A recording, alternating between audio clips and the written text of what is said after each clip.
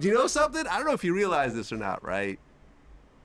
You know that people blame me for the ending of the Boondocks? Carl Jones was on my show. What had happened was when I was on the Boondocks, the trailer was already out. So people were calling me about interviews. Complex called me, and I did an interview. And what had happened was after that interview got posted, and it was a text interview. Aaron Magruder called up Carl Jones, who's the co-writer and the artist behind the Boondocks, and screamed at him. And after that, everything broke apart. Shit. That's that baby Joe shit. It's smoke. That's crazy. This shit sound like a Boondocks skit, man. Doesn't it though? Yes. Do you know something? I don't know if you realize this or not, right? You know that people blame me for the ending of the Boondocks? Why? When Carl Jones was on my show, me and him had had this conversation for years. And when he was on my show, we actually talked about it, right? What had happened was when I was on the Boondocks, I forgot what season it was. Three, okay. And the trailer was already out. So people were calling me about interviews. Complex called me, and I did an interview, and I had said some very general things like, oh yeah, the season's crazy. I didn't say anything specific at all. I was very careful about my wording.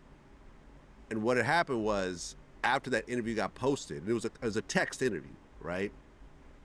Aaron Magruder called up Carl Jones, who's the co-writer and the artist behind the Boondocks, and screamed at him over my interview.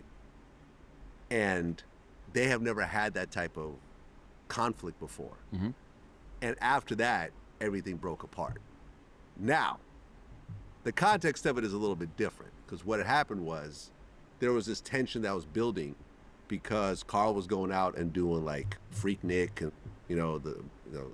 like the Freaknik animated stuff, and he was doing Black Dynamite and so forth. Wait, did he do Freaknik? No, he was doing Black Dynamite. I think he did Freaknik later on, but he was doing Black Dynamite. It was taking time away from doing the Boondocks, so Aaron was kind of getting really upset that he wasn't devoting all his time to the Boondocks. So this was just basically the trigger that caused the explosion.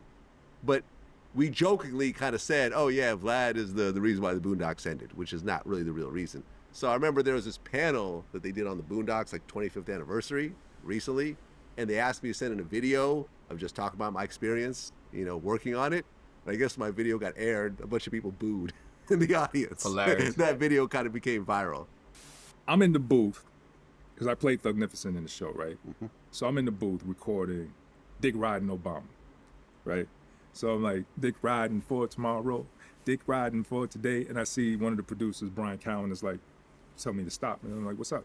And so he said, so I come out the booth and he's like, Aaron wants to talk to you, right? But he said, use the owner of the studio, use their office, and I'm like, oh, okay, that doesn't sound good, right? So, so I go upstairs and I get on the phone, and Aaron is just screaming, right? Like, and mind you, up to this point, he and I never had a beef. We never got into it about anything. Like, we were just always really cool. Never yelled, none of that. Like, So he's going off, and he's mad because of Vlad. He's mad because of Vlad. Because Vlad posted something about the episode he was in, that you were in. Right. Okay. So after I did the voiceover, Yeah. and you guys were getting ready to release season 3, a trailer comes out, and I think I got to see an early cut Yeah. of the episode. Complex did an interview with me about that because, it was clear that my face was out there and so forth. So I provided a very, vanilla version of what happened without giving away any details or whatever else. But I guess Aaron was upset over what I had said about the episode. Yeah, I mean, But I didn't reveal anything, or there was no, from my perspective, it was like, I don't understand what I did wrong here. Well, see, so I'm going to tell you the rest of the story, and you'll see how you were basically you weren't the explosion, you were the fuse. Okay. Right? So you weren't the reason why it all fell apart. But that was, I think, what gave Aaron a reason to open up about some more issues that he had, right? But so when that happened, I mean, you was all kind of motherfuckers too. But but what happened was I realized after that conversation, because I got so mad, like, because we was like screaming back and forth, and then, you know, I didn't even finish. I don't think I finished Dick Riding Obama. I think I left. I just got in the car. Pause. Right. I think I left. Got in the car, and I eventually I think finished it. And then all our conversations from that point on were not really that good. And what I realized later was he was actually more mad at the fact that I was doing a Black Dynamite pilot. Yeah, I mean, listen, Aaron is my guy. Aaron is a really I've good... never even met him. I've never talked to him. Oh, no, that's a... You gotta introduce me one of these days. Yeah, Aaron's a really good friend of mine.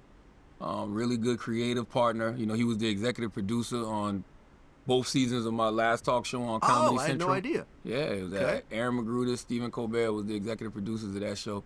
But yeah, he's never brought that up to me, ever. But I'll tell you something, man. Aaron is a genius. Aaron is... I've always thought that. No, people, like, when you're talking about creative genius and people who have the kind of ideas and create the kind of content that literally could shift culture, Oh, yeah. Aaron Magruder is absolutely one of those individuals. I mean, the Boondocks, you know, that was a moment in time for him. It's And my that's favorite show on television. Yeah, that's something that he created. Those 3 seasons are some of the best TV you're ever going to watch. Not even just in Period. animation, just Yes. in Period. TV, period. Yeah.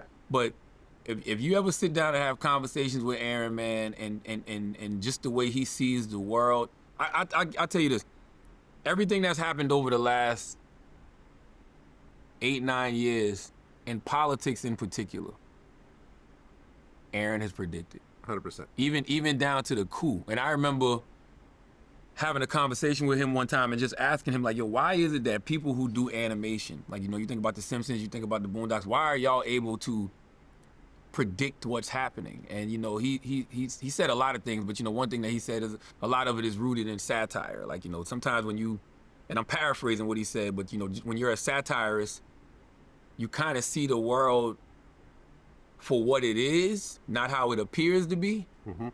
Because, you know, a lot of us are just dealing with the reality of what we see, you know, and how things appear to be, but not actually what the world is. And even if we do see what the world is, we don't feel free enough to say it or have the methods to, you know, express it. And they have the method through the cartoons.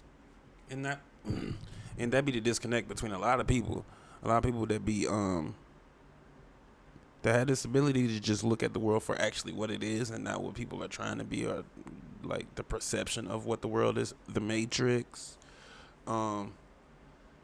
It's hard to explain to somebody how to see the world through the lens of what it really is rather than the Matrix, because number one, it's just way more comfortable to just live in the Matrix, live in your bubble, in that false sense of reality, and it works for most people. I mean, it works for a lot of people until, you know, something smacks them in the face, like a death in the family, like somebody who's never been through death and they just going through life. This is how life's supposed to be. Yay, yay, yay. And then they lose somebody and then they're just like, whoa, you know? So. In the animation, and being that it's a cartoon and not live action, you can kind of play with reality a little bit more and show people like, oh, shoot, that is how folks act when it's a new chicken sandwich, you know, at Popeyes. Oh, that is how people act over their favorite celebrities, like a R. Kelly when he's on trial for some, you know, real heinous shit. Yeah. And so, man, he's brilliant beyond words. And man, I cannot wait until people see what else he is going to offer, you know, society.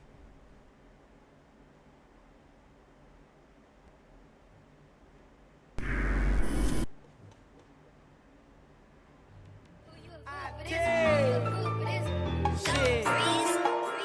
That's that baby Joe shit. It's smoke.